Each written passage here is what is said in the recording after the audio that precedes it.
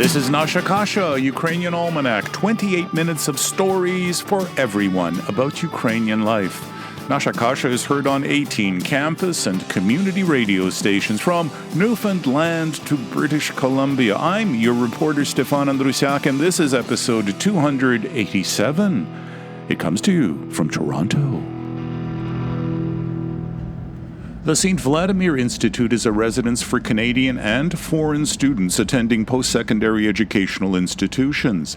There are 46 rooms of living space available to rent every school year. Affectionately known as St Vlad's, it stands at 620 Spadina Avenue across from the University of Toronto. Streetcar number 510 goes right by the front door.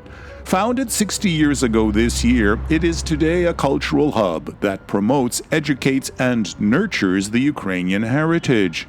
How it coped with the pandemic and thrives today is our story in this episode of Nasha Kasha. You're listening to composer-pianist John Stech. The melody is simply called Zabava, and it's part of a 3-disc set, Zolote Vrozhai, Golden Harvest, a musical celebration of Ukrainian Canadiana. Hi, I'm Karen Yermol-Franco, and I'm a native Torontonian and also very committed and devoted to Ukrainian culture here in Toronto. Hi, my name is Helena Perun. I also was born and raised in Toronto. I'm of Ukrainian descent. My parents came here after the Second World War. Part of Ukraine are they from? They're from the western part of Ukraine, yeah. So Halichina, and they emigrated after the Second World War? Yeah. They ended up as displaced person in a refugee camp in Germany and then ended up working in Belgium. My dad was in Belgium for 4 years working in the coal mines, and then from there they came to Toronto via Montreal on an airplane, which was pretty unusual, I think. They came straight to Toronto. My father earned enough money, I guess, working in the night shift in the coal mines. So he was one of the lucky people who didn't actually journey across the ocean on a boat. And land at Pier 21 in Halifax. That's right, yeah. Okay. And yourself, Karen, your parents? Well, actually, my grandparents did arrive at Pier 21, and my other dida arrived in Quebec City. So my parents are born here, my mother here in Toronto and my father in Montreal. So my grandparents came between the wars in the 20s, worked very hard to make a better life for their children and grandchildren. Brothers, sisters? I have 2 sisters. I'm the middle child. So I have an older sister, and her name's Paula, and a younger sister, Christina. Did you get along? Do you like each other? Absolutely. They're great sisters. We have a lot in common, and we connect very well. So what did growing up in Toronto look like? Growing up in Toronto as a young child of Ukrainian descent meant Saturday mornings going to Ukrainian school and catechism classes, because I went to St Demetrius La Rose, a part of that community, and they had a Ukrainian school affiliated with them. So catechism classes, then Ukrainian school classes, and then at lunchtime we walked over to the church hall and we had dancing in the afternoons. Essentially our Saturdays were spent immersed in culture. Sundays we were at church, and then family time with either family or friends from the community as well, enjoying their company and their cooking. And then the rest of the week we were regular kids in the Toronto community. I'm a little bit older, I guess, than Karen, and coming from a home of immigrant parents, we lived actually a very poor life, right in downtown Toronto, close to St. Nicholas Church on Bellwood Street. It's the Ukrainian Catholic Church there. Our lives were very much connected to the rhythm of the church, going to Mass every Sunday, and there's various feast days and that kind of thing. Going to Ukrainian school 3 times a week when I was little, and then high school started, it was Saturdays. I grew up as a sumilka with the Ukrainian Youth Association. That was a big part of my life as well. I didn't do Ukrainian dancing or anything like that. going to school, getting good marks was important. Playing the piano was important. Bellwood is an area that is sought after right now. To live in it was the late Jack Layton's riding, Trinity Bellwood, if I'm not mistaken. It's super trendy now, but back in the 50s, 40s, 60s, it was a hub of Eastern European immigrants. And there were also Ukrainian, Polish, Portuguese, Italians in that neighborhood. Many Ukrainian-owned stores, restaurants, textile stores on the Queen Street Strip there by the church. That was it was very much a Ukrainian hub. And then, as people got wealthier, they moved to the Bloor West Village. That became the next big hub of Ukrainian activity in Toronto. Where the Ukrainian festival takes place. They just celebrated their 25th year, yeah. When did the St. Vladimir Institute come into your life? So when I started at University of Toronto, and then I was told about the Ukrainian Students Club there, and became involved in the Ukrainian Students Club, went there. We had our meetings at 620 Spadina. There was the pub, at 620 Spadina as well. Friday nights, that was a lot of fun. So that's how I got to know the Institute first. In my generation growing up, my friends didn't go to residence, in a sense. So if you lived in Toronto, you stayed at home and went to University of Toronto or Ryerson or York, but you lived at home. So this was kind of, a little getaway from home to the Institute because, you could just hang out there. And I met a lot of students of Ukrainian descent there, found new friendships, and spent a lot of time there. And everybody just simply calls it St. Vlad's. Yes, it's St. Vlad's. And now, I guess, as we modernize, we have called it SVI, which is short form for St. Vlad's. But our logo, sort of, in the cultural programming that we do, SVI presents. It sounds like a police investigation show. Will there be an SVI Miami? Oh, maybe an SVI Kyiv or Lviv. Put yourself, when did it come into your life? Well, during Caravan, I was in another pavilion in the West End, in Kolomea Pavilion, but did have a chance to come down and see the St. Vlad shows. Caravan is like a folklorama in Winnipeg, a potpourri of various cultural events held at the actual locations where those communities live, and they open their doors up. Yes, except it's not being put on anymore, but at the time it was very vibrant. I think there were 4 or 5 Ukrainian pavilions out of 50 pavilions across the city. That's a lot of borscht. That's absolutely a lot of varaniki for sure.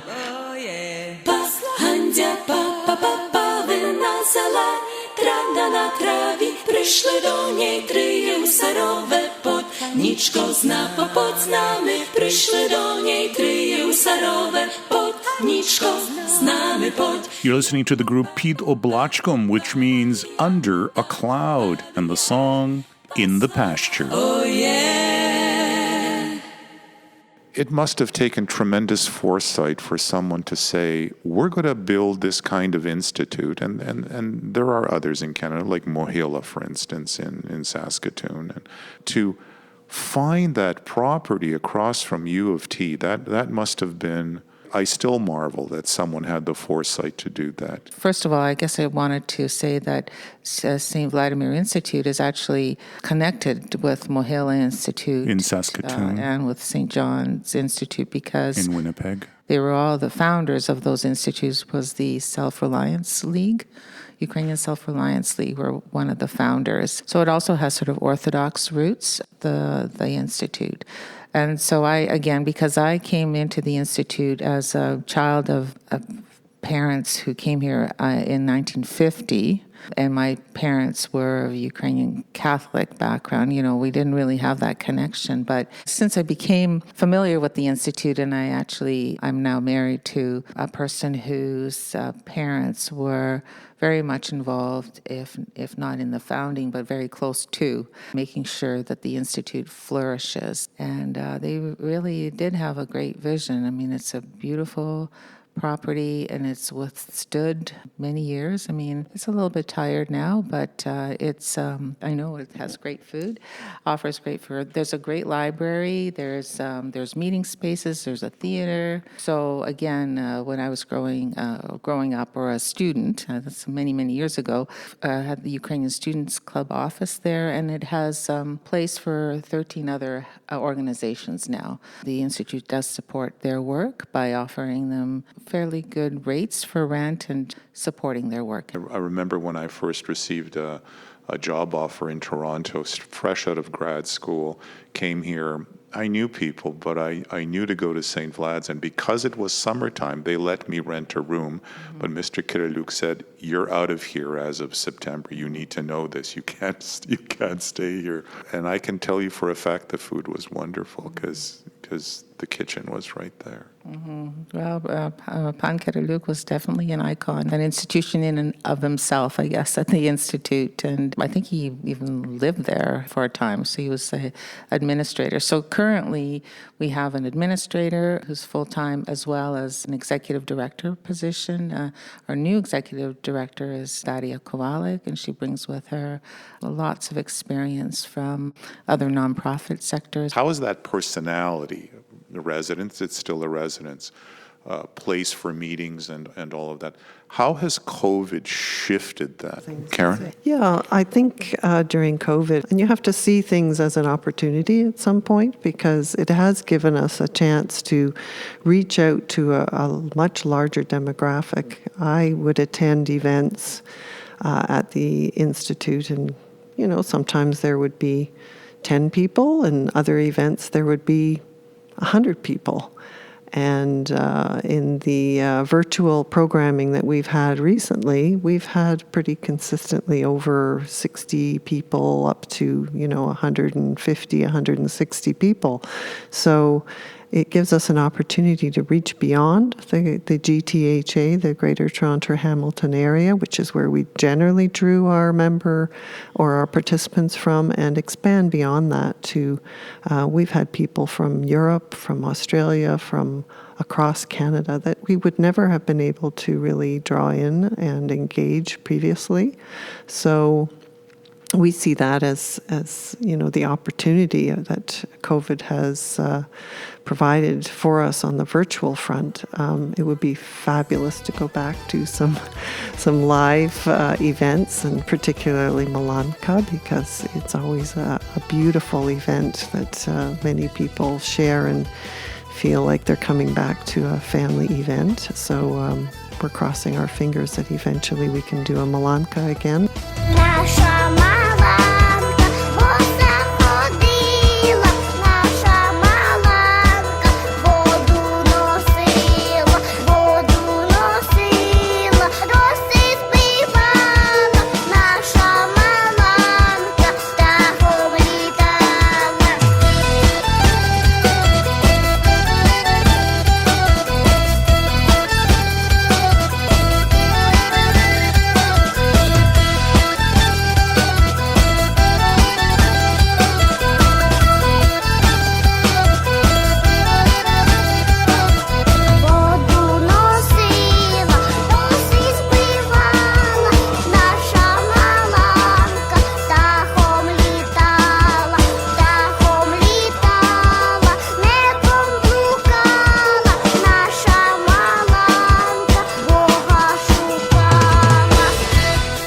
This is the group Kozak System. In both the interview and in the song, you hear a reference to the word Malanka.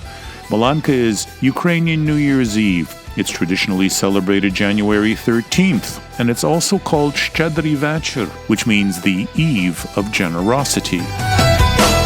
One of the things that was really sort of notable for the board is that we were sort of several months into the pandemic. Obviously, the student residence revenues had really dropped. Were you able to offer student residence during the early parts of COVID? We had some students, yes, but the numbers were quite low. And then, as we really got into the thick of COVID, students then went back home. Courses were online. Online, yeah. So we were at a point where it was, St Vlad's was, doors were shut. When I came on board, and really knowing that also there would be this fabulous woman I was promised would work with me, and that's Karen. So we decided that it was time to shine a spotlight on St. Vlad's, even in COVID time. And really, because, it's sort of a blessing in one way that this whole COVID thing has made people very comfortable with virtual events.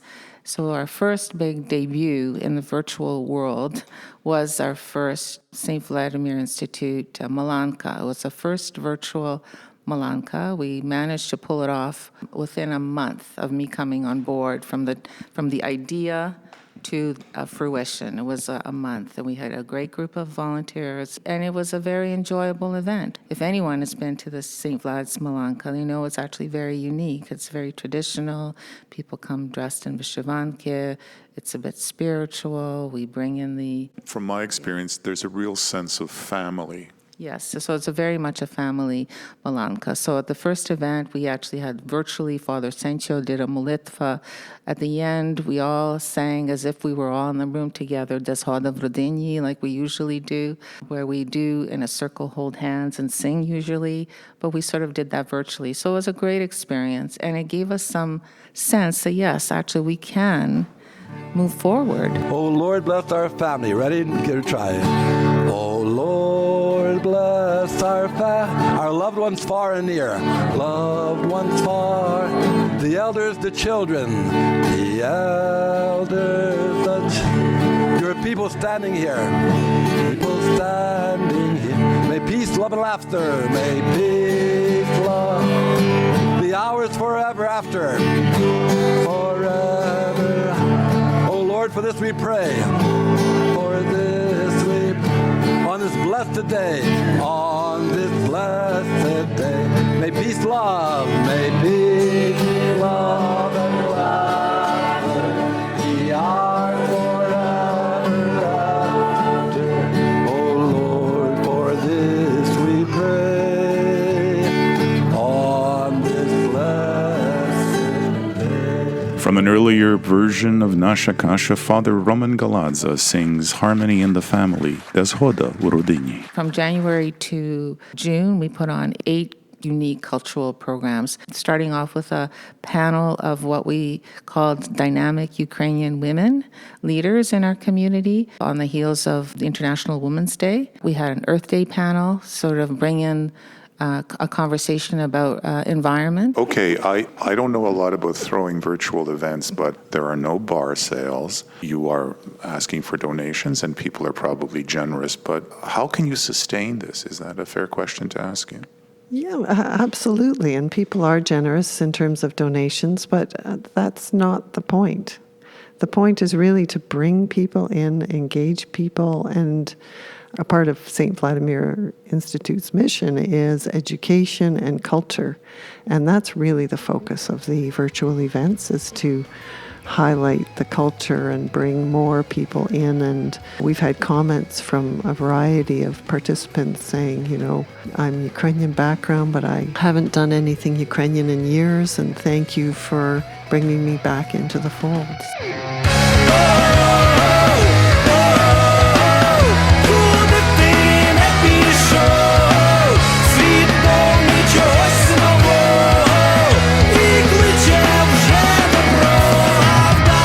This is Flit from Ukraine, a song about roads, those well-trodden and less traveled.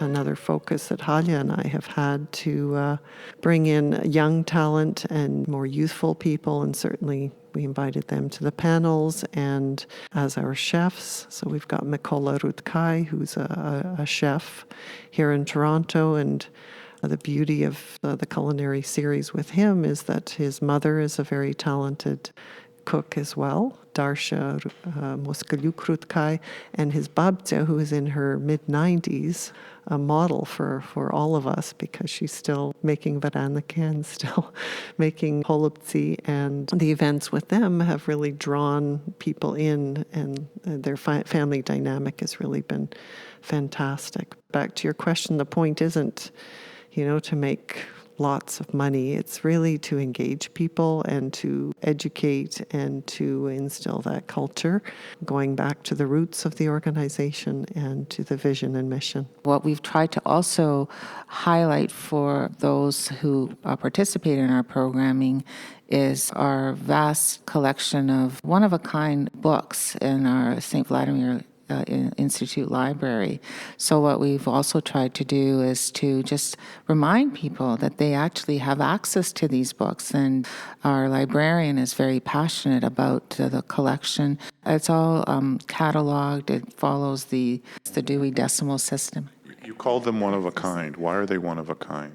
Well, because there's some rare books that aren't in print anymore on culture, history, language. Helena Ostapchuk has done a great job in posting. Every time we have had an event, she'll also post on Facebook as well. So we've also, in that way, tried to engage those who access social media on Facebook and Instagram as well. We have also engaged Oksana Havrelyak, who's one of the founding members of Folk Camp, but she's also very adept at social media, so she is helping us with the social media and Instagram and Facebook posts about all of our events and following up. We also have Yulia Metalitsia, who has been helping us with the technology from a Zoom perspective, so in that regard, it's expanding that horizon. I'm sitting at a computer tonight at my laptop. How do I access these wonderful portals that you offer?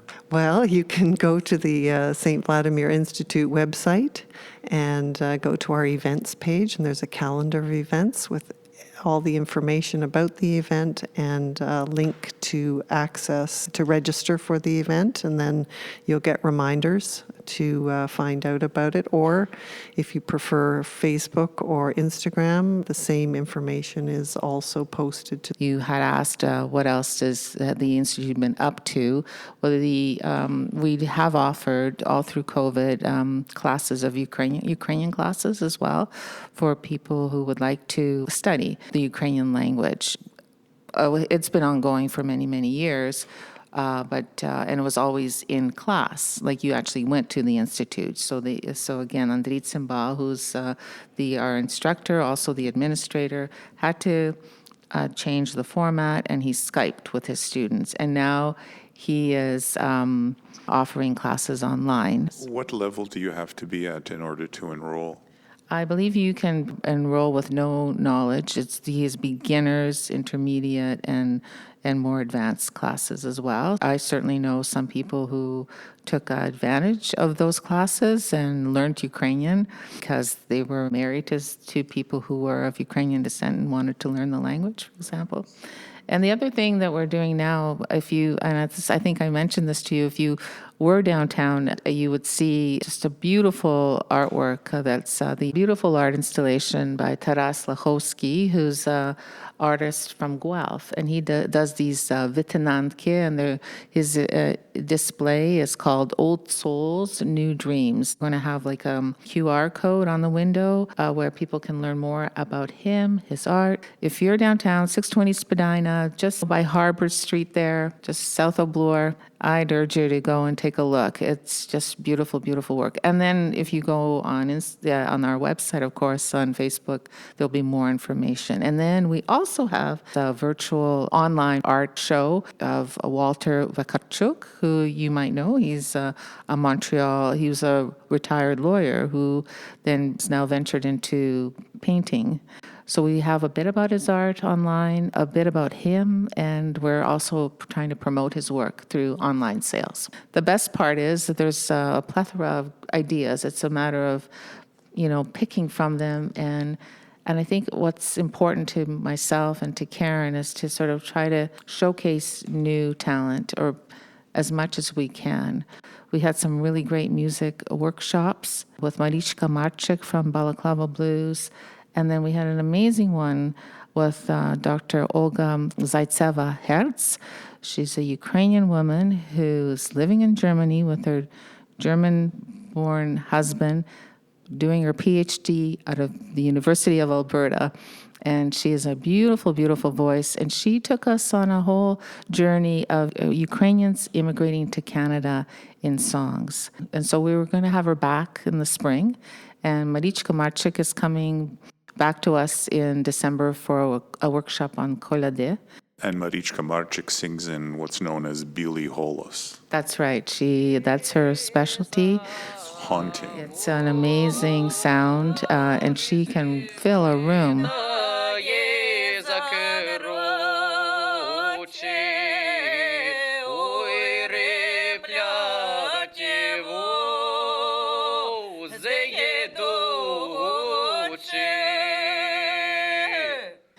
Yeah, so we had to adjust the microphones when she was singing. Which branch of law did you practice? So I was actually with the Ministry of the Attorney General in Ontario, and I retired as a legal director at the Ministry of Environment, Conservation and Parks. So last 10 years of so it's basically public law, but I spent 10 years of my last 10 years in management, in these management positions.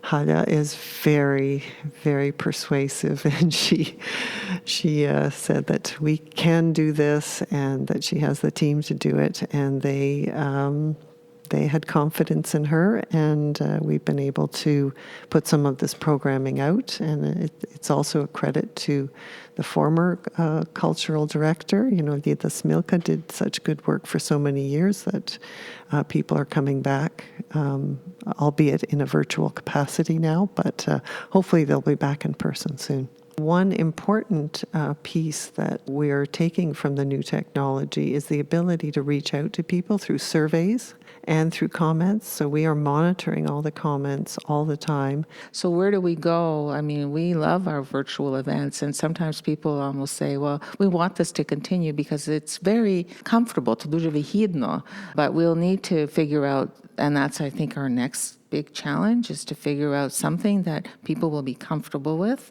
because not everyone is going to come downtown Toronto if they're living out in Guelph or Kingston, but we've been able to have them online, right? So that's our most immediate challenge, I would say.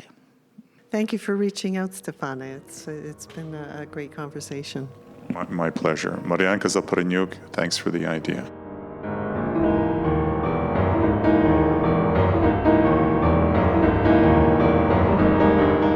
Nasha Kasha is also a podcast. There's an easy way to access it. Go to nashakasha.libsyn.com. Nasha Kasha is one word. Libsyn is spelled LIBSYN.com. nashakasha.libsyn.com. New Pathway Ukrainian News delivers news and insight every week in English and Ukrainian. Subscribe today at newpathway.ca. Partial funding for Nasha Kasha comes from the Taras Shevchenko Foundation and the Ukrainian Credit Union. I'm your reporter Stefan Andrusiak. Back in a week, God willing. До милої зустрічі за тиждень часу, дорогі слухачі.